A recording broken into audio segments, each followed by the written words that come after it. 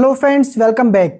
तो friends, Sunday के एक नए टेक Q&A वीडियो में फिर से आपका बहुत बहुत स्वागत है। आज है संडे और संडे के इस वीडियो में मैं आप लोगों के कुछ इंटरेस्टिंग क्वेश्चंस के आंसर देता हूं, आपके कुछ डाउट्स क्लियर करने की कोशिश करता हूं। तो चलिए करते हैं आज के क्वेश्चन आंसर शुरू।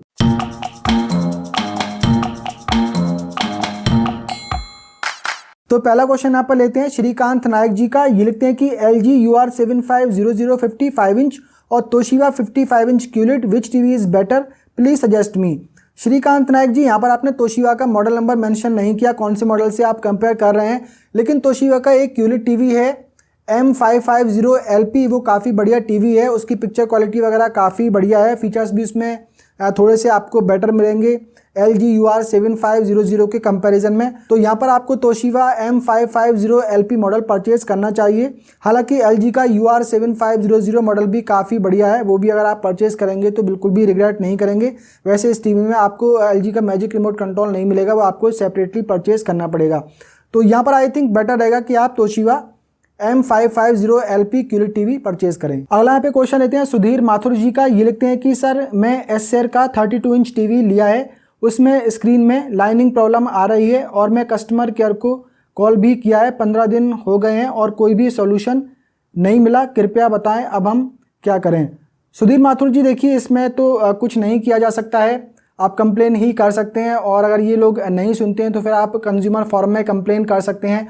और एसएफ में काफ़ी कंप्लेन सुनने को मिल रही हैं इस तरीके की कि ये प्रॉपर सर्विस नहीं दे पा रहे हैं और वही थर्ड पार्टी सर्विस प्रोवाइड कराते हैं ये जीवस के थ्रू, और जीवस वाले तो बस उनका मर्जी हुई तो पहुंच जाते हैं, नहीं अगर उनके दिल में है तो वो रिपेयर करने के लिए नहीं पहुंचते हैं। एसर का मैंने भी अपने एक रिलेटिव को 43 इंच 4K टीवी परचेज करवाया हुआ है और उसका जो रिमोट कंट्रोल था वो करीब 10 से 15 दिन के अंदर ही ख़राब हो गया था। उसका जो वॉइस सर्च फीचर है वो उसमें काम नहीं कर रहा है, बाकी रिमोट वर्किंग में है। और कंप्लेन की तो कंप्लेन करने के बाद 2-3 दिन में वो चेक करने के लिए तो आ गया, जीओएस की तरफ से ही आया था, लेकिन बोला कि ये रिमोट कंट्रोल आपका रिप्लेस होगा, अभी अंडर वारंटी है और मैं 1 हफ्ते में रिमोट लेकर आऊँगा। लेकिन आज 1 महीना हो गया है, अभी तक वो रिमोट कंट्रोल रिप्लेस करके नहीं गया है। एसर का ही टीवी है।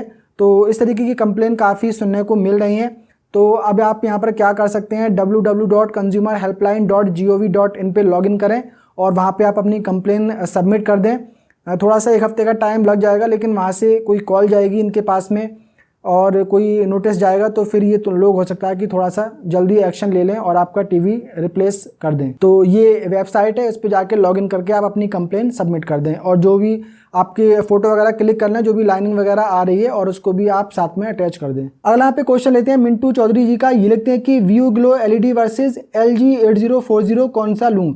मिंटू चौधरी जी, यहाँ पर बिल्कुल आपको सोचने की ज़रूरत नहीं है। आप LG UQ 8040 जो कि 2022 का वर्जन है और LG UR 8040 जो कि 2023 वाला वर्जन है, दोनों में से आप कोई सा भी ले सकते हैं, वो व्यू ग्लो LED टीवी से काफ़ी बेटर है। अगला यहाँ पे क्वेश्चन लेते हैं अमान मलिक जी का। ये लिखते हैं कि भाई A+ पैनल या D-Lid में कौन सा ज़्यादा अच्छा है, please reply. Aman Malik ji, A+ panel कोई पैनल की टेक्नोलॉजी नहीं है। पैनल की टेक्नोलॉजी होती है IPS पैनल या फिर VA पैनल, या फिर IPS पैनल में आपको डायरेक्ट LED बैकलाइट टेक्नोलॉजी मिल जाती है यानी कि D-Lid, या फिर आपको VA पैनल में भी D-Lid टेक्नोलॉजी मिलती है या एज LED बैकलाइट टेक्नोलॉजी मिलती है।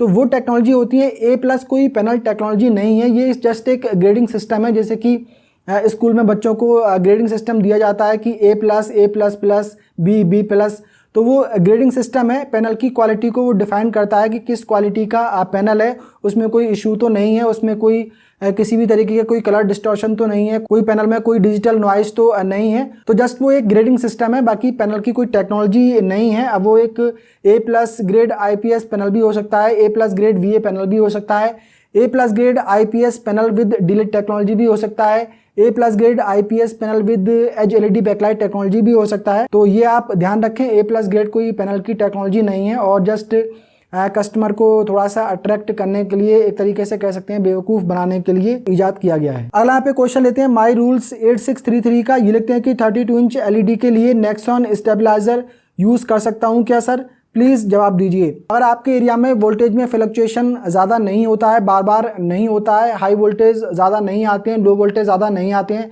तो आपको स्टेबलाइज़र लगाने की ज़रूरत नहीं है। अगर वोल्टेज फ्लक्चुएशन ज़्यादा है, बार बार होता रहता है, बार बार लाइट आती जाती रहती है, आपके आसपास में कोई फैक्ट्री वगैरह है, तो आप स्टेबलाइज़र यूज़ कर सकते हैं। नेक्सॉन का कौन सा स्टेबलाइज़र की बात आप कर रहे हैं उसका मुझे आइडिया नहीं है, लेकिन कोई भी अच्छे ब्रांड का स्टेबलाइज़र आप यूज़ कर सकते हैं जिसकी वोल्टेज वर्किंग रेंज 110 VAC से लेकर और 290 VAC या फिर 300 VAC तक हो, तो वो आप यूज़ कर सकते हैं। नेक्सॉन के ये जो स्टेबलाइज़र आप बात कर रहे हैं, अगर उसकी वोल्टेज वर्किंग रेंज 110 वोल्टेज से लेके आई और 290 तक अगर है तो आप यूज़ कर सकते हैं, कोई प्रॉब्लम वाली बात नहीं है। अगला यहाँ पे क्वेश्चन लेते हैं पलकू मानन जी का। ये लिखते हैं कि सर मेरा भी कोई सोल्यूशन निकालें, मैंने कॉम्पैक्ट की LED परचेज़ की थी और वो अंडर वारंटी है, कंप्लेन भी की है पर अभी तक 45 डेज़ हो गए हैं, हर बार 1 वीक बोलते हैं, क्या करूँ?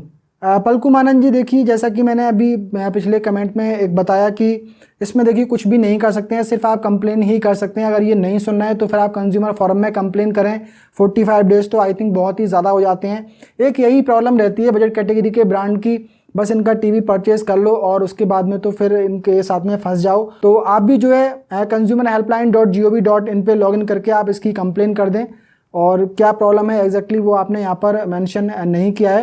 तो जो भी इशू है आपके टीवी में वो अगर ये रिजॉल्व नहीं कर रहे हैं तो आप www.consumerhelpline.gov.in पे लॉगिन करके वहाँ पर आप अपनी पूरी कंप्लेन डिटेल में लिख दें कि आखिर क्या प्रॉब्लम है और ये क्यों नहीं सुन रहे हैं। तो हो सकता है कि वहाँ से कोई इनके पास में कॉल जाए या फिर नोटिस वगैरह जाए और उसके बाद में जो है आपको कोई सॉल्यूशन उसका मिल जाए। अगला पे क्वेश्चन लेते हैं मुकेश राठौर जी का। ये लिखते हैं कि sir LG UR7550 and LG UR8040 and LG UR9050 तीनों में बेस्ट मॉडल कौन सा है? मुकेश राठौर जी, वैसे तो ये तीनों ही मॉडल काफ़ी बढ़िया हैं, इनमें आपको बहुत ज़्यादा कुछ डिफरेंस देखने को नहीं मिलेंगे। जो 7550 मॉडल है और जो 8040 मॉडल है ये तो एग्जैक्टली सेम है। इनमें थोड़ा सा बहुत आपको मामूली सा ही इनकी बॉडी में थोड़ा डिफरेंस देखने को मिलेगा। जो 9050 मॉडल है वो थोड़ा सा ज़्यादा डिफरेंट है इन टीवी से, क्योंकि उसमें edge LED backlight technology use की गई है। उसकी जो बॉडी है काफ़ी स्लिम है। तीनों में से आपको कोई भी परचेज़ करना है तो यहाँ पर आप LG UR9050 मॉडल परचेज़ कर लें। इसमें एज LED बैकलाइट टेक्नोलॉजी दी गई है। इसका एक ये फ़ायदा रहता है कि टीवी में जो बैकलाइट लगी होती है उसके ऊपर छोटे छोटे डिफ्यूज़र लगे हुए होते हैं, वो 3-4 साल बाद गिरने लगते हैं, तो वो जो प्रॉब्लम है वो एज LED बैकलाइट टेक्नोलॉजी वाले टीवी में नहीं आती है। तो यहाँ पर UR9050 मॉडल आप परचेज़ कर लें।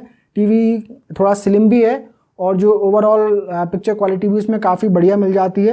तो UR9050 मॉडल आई थिंक आप परचेज़ कर सकते हैं। बाकी जो दोनों मॉडल हैं 7550 और 8040 ये भी काफ़ी बढ़िया हैं। अगला यहाँ पे क्वेश्चन लेते हैं देव शर्मा जी का। ये लिखते हैं कि sir which TV to purchase, Samsung CU8000 और LG UR90 यानी कि LG UR9050।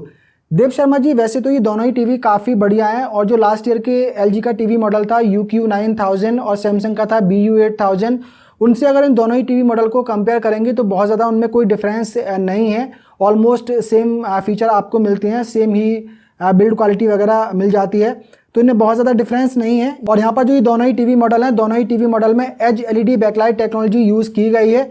और सैमसंग के जो टीवीज़ हैं इनमें थोड़ी सी बैकलाइट ब्लीडिंग के इशू की कंप्लेन ज़्यादा सुनने को मिलती हैं। तो मुझे लगता है कि यहाँ पर आप UR9050 मॉडल परचेज़ कर सकते हैं, वो आई थिंक इससे बेटर रहेगा। अगला यहाँ पे क्वेश्चन लेते हैं जगतपाल जी का। ये लेते हैं कि मेरे टीवी में एक वाइट स्पॉट आ रहा है, चेंज नहीं करने पर क्या होगा या हो सकता है?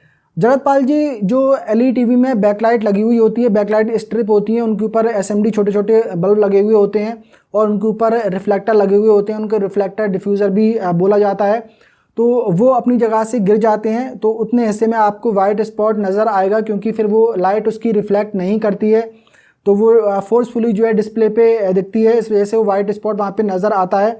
उसको अगर आप ऐसे भी चलाएंगे तो उससे कोई इशू नहीं आएगा, कोई प्रॉब्लम वैसे जनरली आती तो नहीं है। और करीब 6 महीने तक एक टीवी ऐसे 32 इंच का यूज़ किया है जिसके सारे रिफ्लेक्टर गिर गए थे और 6 महीने तक वो ऐसे ही चलता रहा। बस जो वाइट स्पॉट होते हैं वो देखने में अच्छे नहीं लगते हैं, डार्क सीन में वो ज़्यादा दिखते हैं, वाइट सीन में वो थोड़े से कम दिखते हैं। तो आपका यहाँ पर टीवी कितने इंच का है वो आपने मेंशन नहीं किया है। अगर 32 इंच का है तो आप उसकी बैकलाइट रिप्लेस करवा सकते हैं, 1500 से लेकर 2000 में रिप्लेस हो जाती है। अगर 43 इंच का है तो करीब 2500 से लेकर 3000 में हो जाती है। 55 इंच का अगर टीवी है तो वो भी अराउंड 3500 और 4000 के अराउंड में उसकी बैकलाइट इजीली रिप्लेस कर देते हैं। जो लोकल LED टीवी मैकेनिक होते हैं आपके आसपास में वो भी उसको रिप्लेस कर सकते हैं। अगर आपका टीवी वारंटी में है तो फिर आप ब्रांड को कंप्लेन करें, वारंटी में नहीं है तो आप किसी भी आसपास के लोकल LED टीवी मैकेनिक से उसको उसकी जो बैकलाइट है रिप्लेस करवा सकते हैं, तो आप छोड़ भी सकते हैं उसको, ऐसा कोई प्रॉब्लम वाली बात नहीं है। तो फ्रेंड्स, आज की क्वेश्चन आंसर का सिलसिला यहीं पर खत्म करते हैं। उम्मीद करता हूँ ये वीडियो आप लोगों को पसंद आया होगा। पसंद आया हो तो वीडियो को कर दीजिए लाइक एंड शेयर, और आपका भी कोई डाउट है, कोई क्वेश्चन है तो कमेंट बॉक्स में आप मुझसे पूछ सकते हैं। मिलते हैं किसी अगले वीडियो में, तब तक के लिए बाय बाय।